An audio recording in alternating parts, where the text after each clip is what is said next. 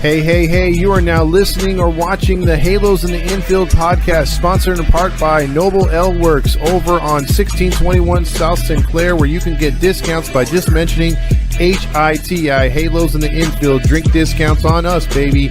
And also by 714 Tickets. The price you see is the price you get, and you also get 10% additionally off in the Apply Now code once you order your tickets just by mentioning HITI, Halos in the Infield. Now enjoy the show. Live every night on the Halos in the Infield Baseball Network. Welcome to the Halos in the Infield post-game podcast with Todd Fox, sponsored by Noble Ale Works Brewery, as well as 714 Tickets. This is your nightly destination for all things Los Angeles Angels. Come join Todd as he recaps every thrilling and disappointing moment from tonight's game, win or lose. Get ready for insightful analysis, fan reactions, and Todd's engaging commentary. Plus, fans can call in live to the Halo hotline to have their voices and opinions heard as well. It's the Halo hotline. Stay tuned in for your chance to win free Halos merchandise with our weekly trivia. It's all about the game. It's time to dive into the heart of Angels baseball with Todd Fox on the Halos in the Infield postgame podcast. There's a drive from Mike Trout. See you later. That is long gone. It's the Todd Fox postgame podcast with your host, Todd Fox. Hey, welcome into another episode of the Halos in the Infield postgame podcast with your host, Todd Fox, the only postgame podcast that gives you the right to say whatever the hell you want to, talk about whatever the heck you want to, and also be as honkish or as real as you want to, as we take all phone calls here. We're inclusive. So there you go. So on a day, Saturday afternoon, after an Angels win last night, barely holding on 8-6, they hold on again today. And by the Bay, what the hell is going on out there when the Angels win against the National League outside of a couple bad performances against the Diamondbacks? I mean, if they were able to salvage that series and win 2 out of 3 there, I mean, they're pretty much dominating that NL West. I can't wait to see what happens. Thanks, Lombardi. But when they play the Dodgers coming up here this weekend, next weekend, I should say, and then we get the Rockies later in the year. But it's not all. I mean, look, I'll take a win where you can get it. The Giants are not like the greatest team of all time, but they're 34-37, where we thought the Angels would be. And if you think about it, we're only 6 games off. So, I mean, you know, if this team had won 6 more games, they'd be sitting right there with the same kind of record. I think all of us expected that. We've had at least a dozen games that this team should have won. It far outweighs, because then the skeptic could say, well, the Angels have won some games they should have lost. Those are few and far between the games that they should have won. You know, if you're being real about it, with all the injuries, with all the bad performances at times by the offense or the pitching, there's a ton of games that you could point at and be like, look, the Angels should have gotten these. I mean, these games they let slip away by costly errors, by and that's not even counting the umpires when they took calls away from us, bad strike zones.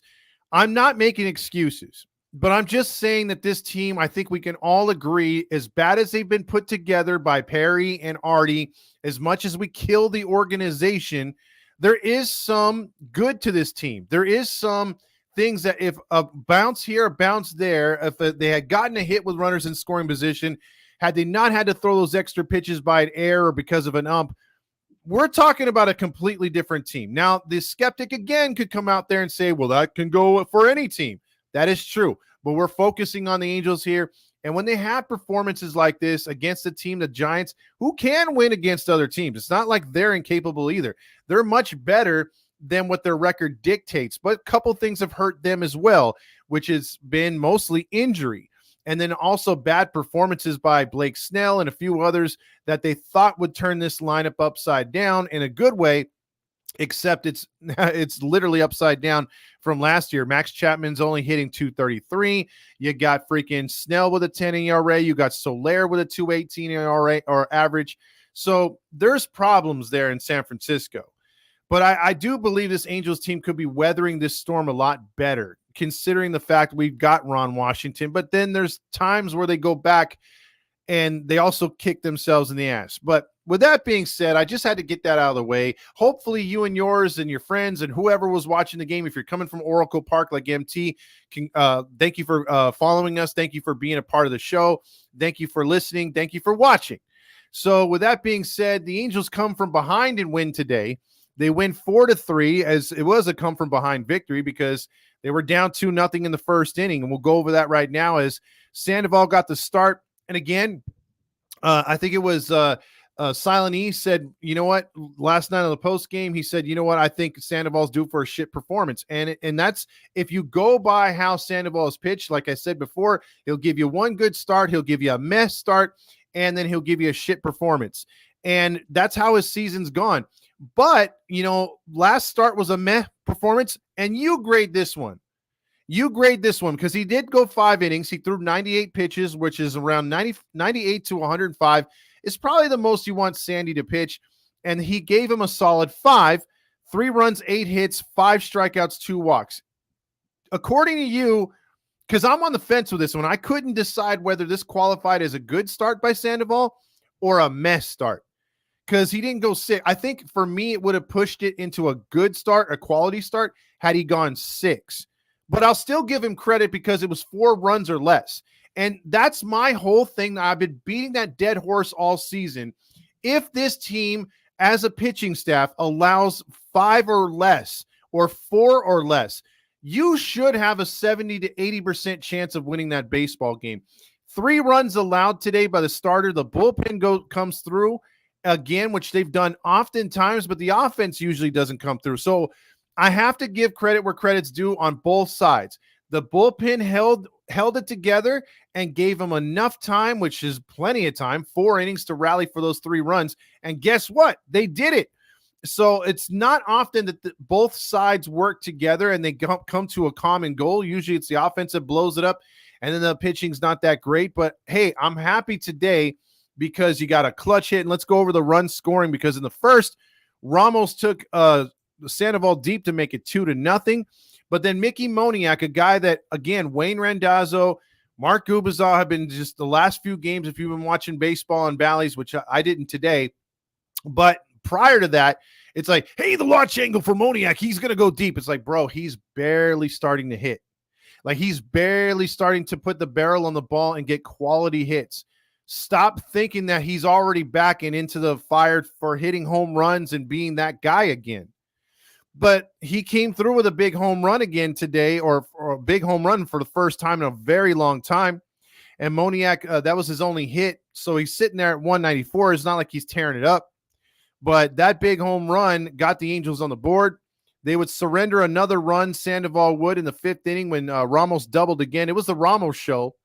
And you've seen with the pitchers, when they're on for the Angels, it's usually one guy in the lineup from the opponent side that beats them, right? And today it was Ramos, and he knocked in all 3. And it was 3-1. You're kind of feeling down about yourself. But shades of Angels. You know, the Giants flipped the script. Usually the Angels will score, and then the opponent comes back to either tie or take the lead in the following inning. And now the Angels return the favor for once. Usually they're the ones scoring to put themselves ahead, and then all of a sudden they can't hold anything in the next half inning. Well, the Angels came back in the next half inning, and Ohapi hit a freaking moonshot to left center, and we're tied at 3. And then in the 7th inning, we're dying for clutch hits. Renifo comes through 4-3. Shauna Will scored. You're pretty happy about that, but you're saying, man, we still got 9 outs to go. What are we going to do? Well, thanks to Moore coming in the 6th inning, allowing just the 1 hit, Strickland came in. He's been dying for some more good performances because 3 out of his last 4 appearances have been bad. He didn't even get out his last appearance, but he came in for an inning in the 7th, knocked him out, 14 pitches, 11 which were strikes. Then you had Garcia come in, work a fine 8th inning. He only threw 13 pitches. And then the 9th inning, Carlos Estevez said, Hadouken, or whatever the hell that stupid Dragon Ball Z thing is, and got the save on 12 pitches, 7 which were for strikes. Another clean save for him. And the bullpen as a whole, 4 innings, you threw about 60 pitches, 4 innings, 60 pitches, and you only surrendered 2 hits and no walks, 5 strikeouts. That's clutch. And you could say, well, the Giants are struggling. They don't have their best lineup. It doesn't matter. That's clutch. That's really, really, really good. And I'm very proud of the bullpen today. And as far as the hitting's concerned, they went 1 for 5 with runners in scoring position. Not too many opportunities, but that's fine. The only one that counts and matters is Renifo's big hit. That's the only one that counts. There's some upsides to the lineup today, and then there's some real bad downsides. Okay, so on one hand, Kevin Pillar going 0 for 4 doesn't bother me. He's usually really consistent. So he had an off date. He's still batting .305. Joe Adell, on the other hand, bothers me. Zach Neto, on the other hand, bothers me. I need him to produce. I need Neto and Adell to produce. And neither one of them did anything today. 0 for 7.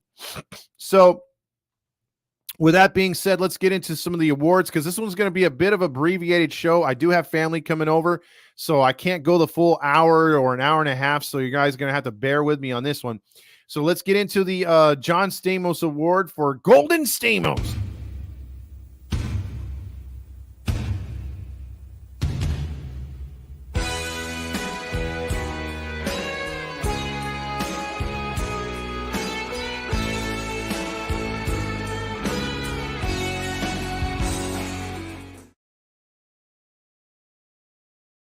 The John Stamos Award for Best Performance on the Field, I think you're going to have to give it to Logan O'Hoppe.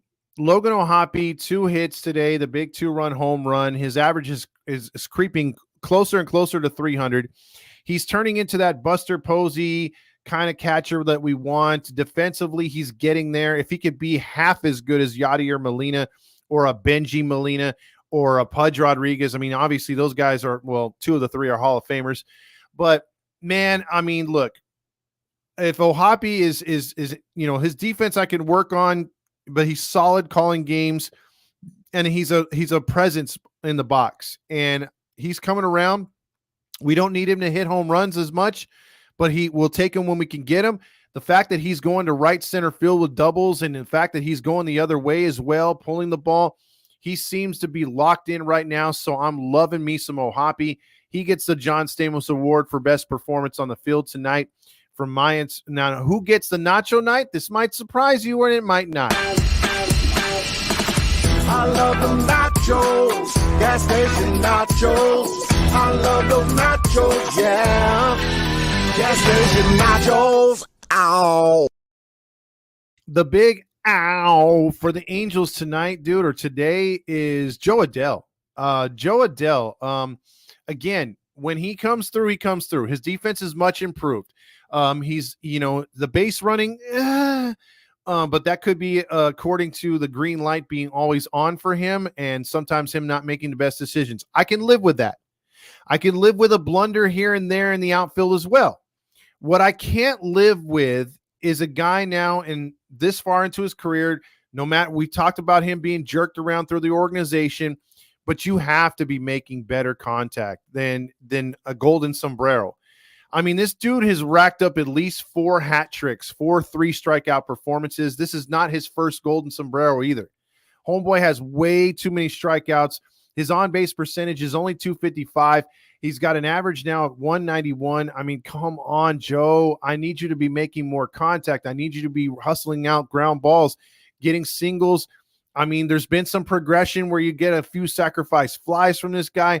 I don't always need him to, like Bally's, to be always like, he needs to hit home runs, X velocity. No, you just need to put the barrel on the bat and good things will happen. With his speed, his power, he doesn't always need to be power swinging, but getting the barrel with a regular swing, flat swing, the ball will travel. The ball will find grass. That's all we need from him. Striking out is not going to help. And that's a disappointment too for a guy like Zach Neto.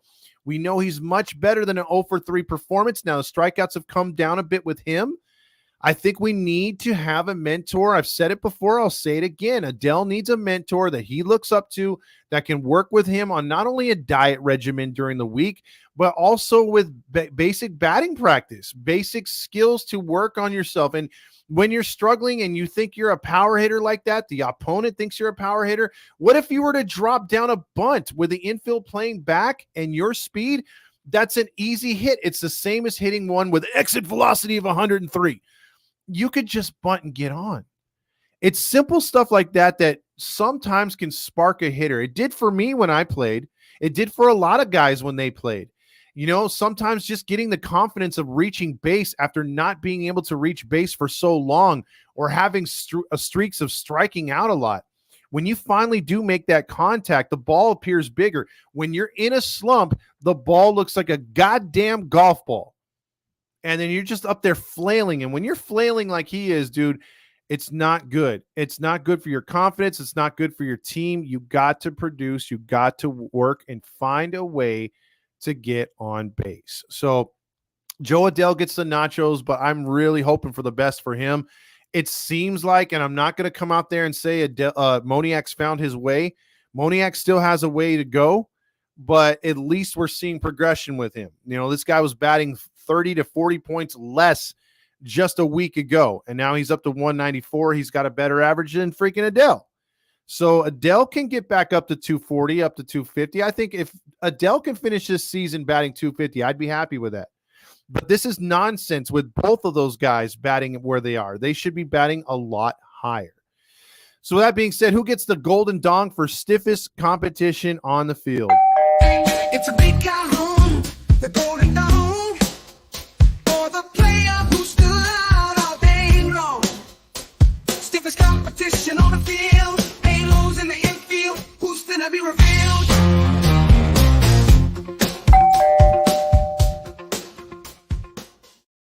The golden dong, the Willie Calhoun, who hasn't been in the lineup lately, has been struggling a little bit, but his golden dong award is always bigger than all the other awards for obvious reasons. Just like he's the biggest one on the field, who came up as the stiffest competition, the hardest one to get out, the hardest pitcher to hit, and so on and so on. I'm going to give it to a Giant. I'm not going to give it a clean sweep for the Angels, but a Giant, and that was Ramos tonight. Ramos was the only guy who bugged the crap out of the freaking Angels tonight. Ramos came through with 3 hits, including a 2-run home run and a RBI single that really put, and they only got him out once, but a guy 3 for 5 was pretty much a thorn in their side tonight, or today. I keep saying tonight because I'm used to these night games, but I thought that without his production today, Sandoval should cruise into a victory, except Moore picks up the win. He goes to 3-2. Walker takes the loss 4-3, and Estevez gets his 12th save of the season, lowering his ERA to 3.68. But still, the golden dong goes to Mr. Flores tonight or today. But I'm missing one thing. We usually play Buttercup when we lose a game. We've been playing a hell of a lot of Savage Garden, which means you lose from first pitch to last pitch without any kind of lead whatsoever. But we always play this one, and it always makes us a little happy, whether it's during the week or on the weekend like today on a hot Saturday in SoCal.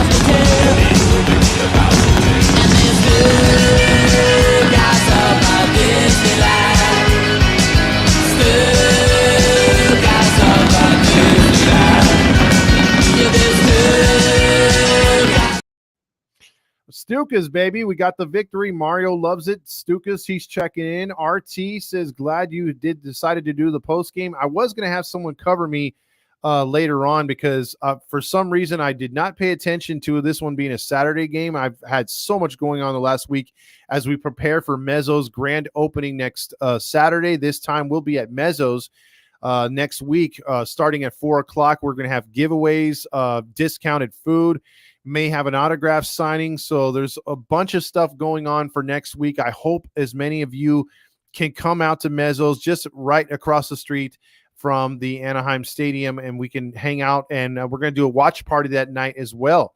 And between innings, give away some stuff too. So hopefully you and yours can come down, enjoy some good food, some good brewskis. Head over to Noble as well and use our discount there. We should have some fun stuff going on. So with that being said, We got that as well. RT also says, going to listen to you on the drive home from Oracle. I hope you had a good time out there. Mario says, Moniak looks like a completely different hitter the past couple of days.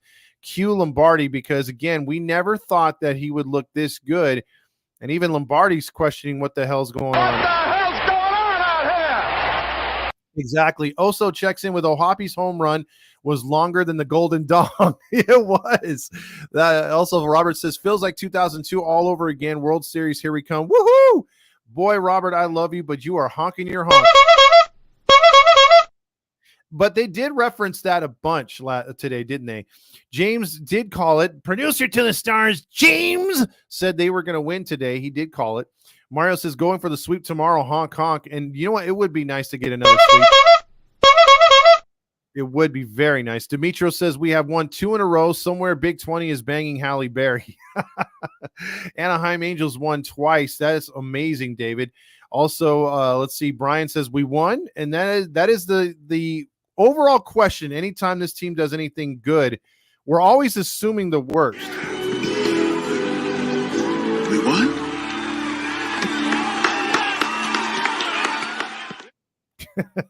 So when it does happen, we do have that sort of like, we won? What? Hell?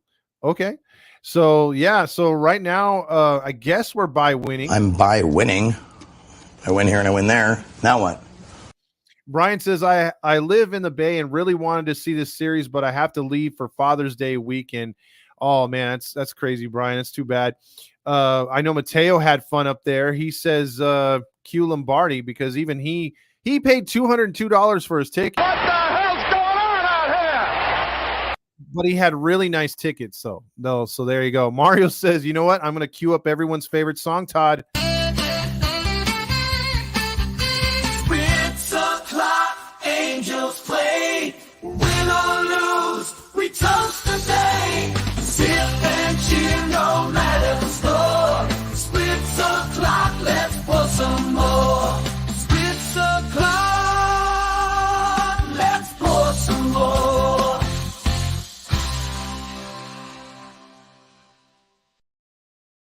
Saucy says, we got angeled by the Giants. They pulled a Phalo. Nice to be on our side or this side for once. Absolutely.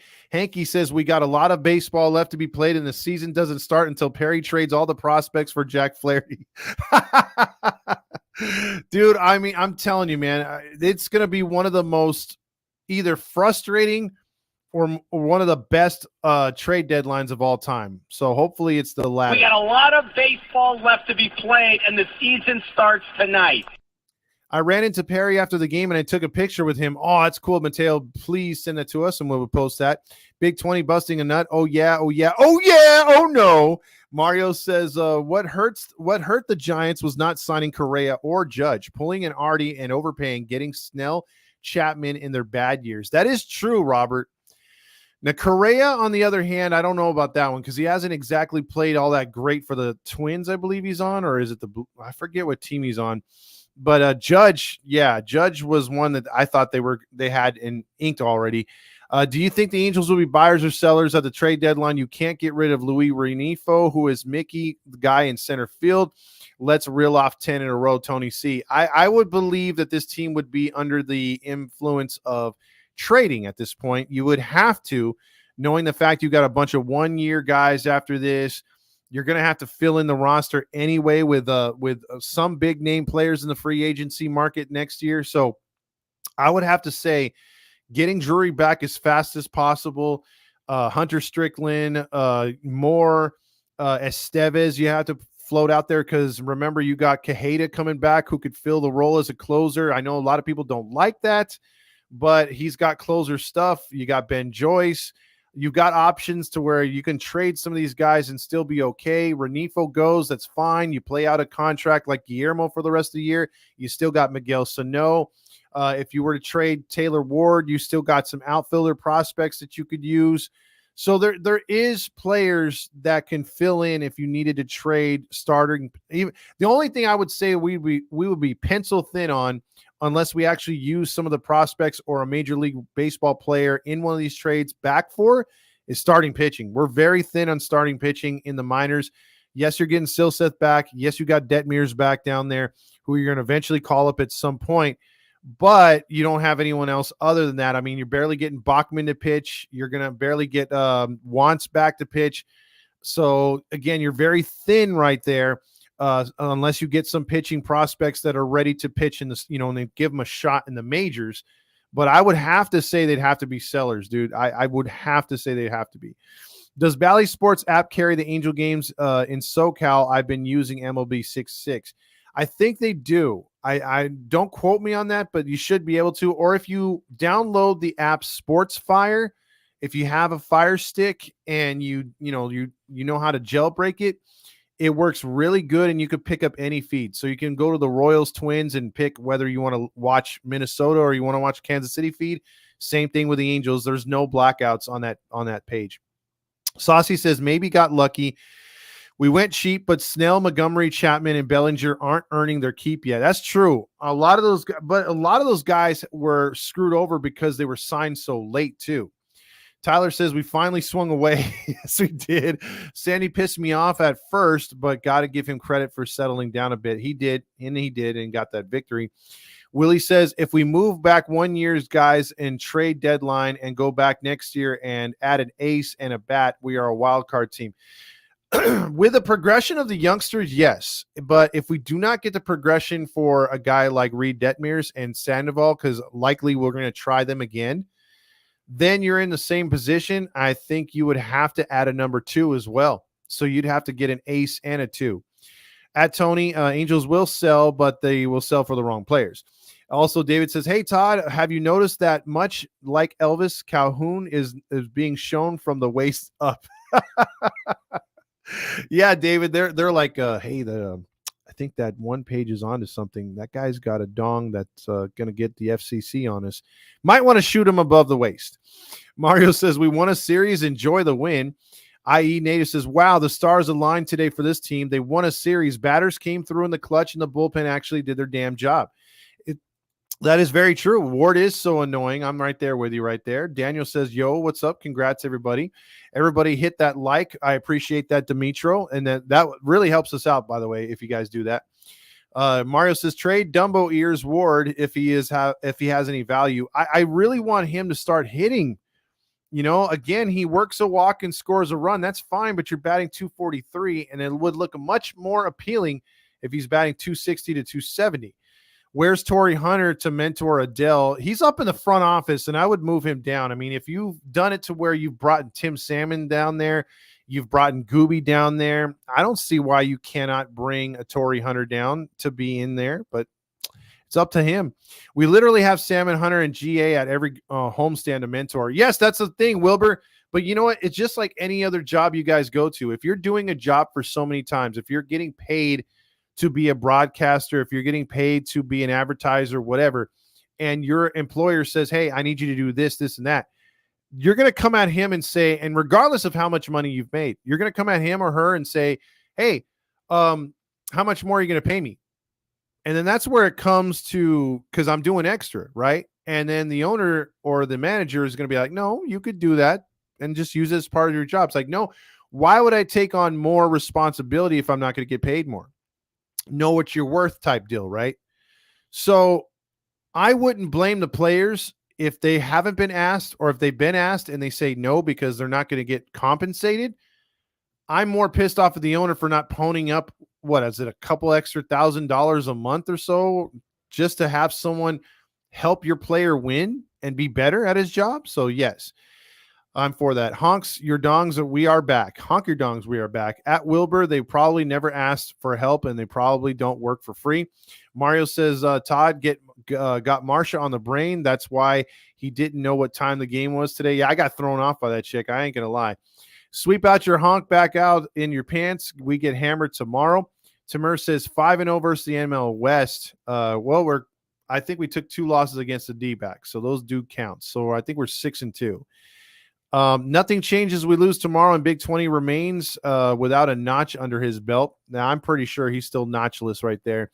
Can I just say it? Field Club was a way to go. Nice, comfy feet for your feet, and food delivery to my seat. That's awesome. $22 for a burger, fries, and a water. It's pretty good. Not great, but where you're sitting, I think you can enjoy that. we win tomorrow, Marshall will be heard as a hard as a rock, ready to take Big 20's innocence. Joyce is the opener tomorrow, which makes 0 cents. 0 cents. Also, Saucy says, what time is everything starting Saturday gonna bring the fam? It starts at 4:00 with us, so we'll be there a little earlier setting up, but the actual grand opening will be at 12.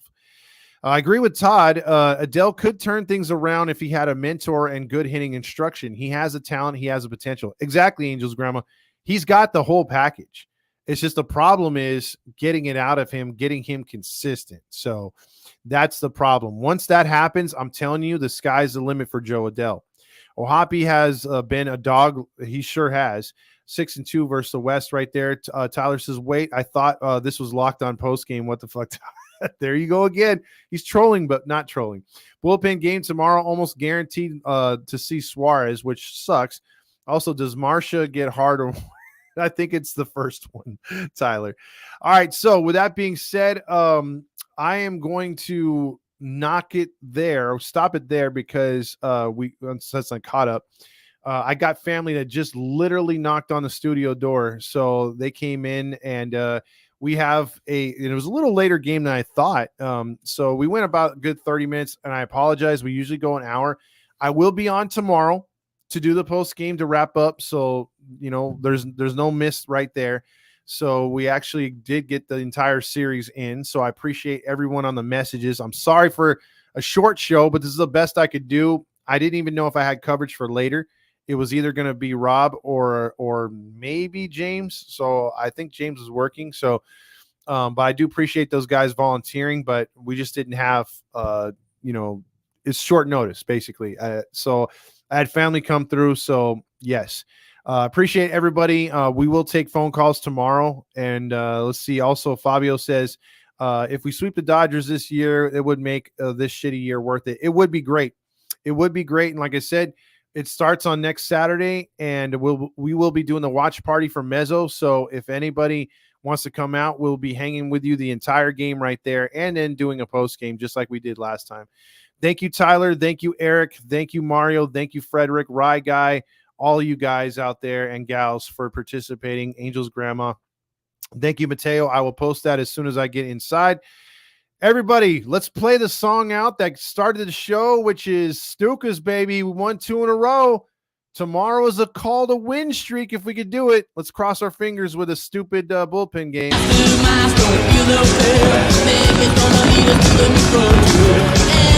wants to be the perfect mouse to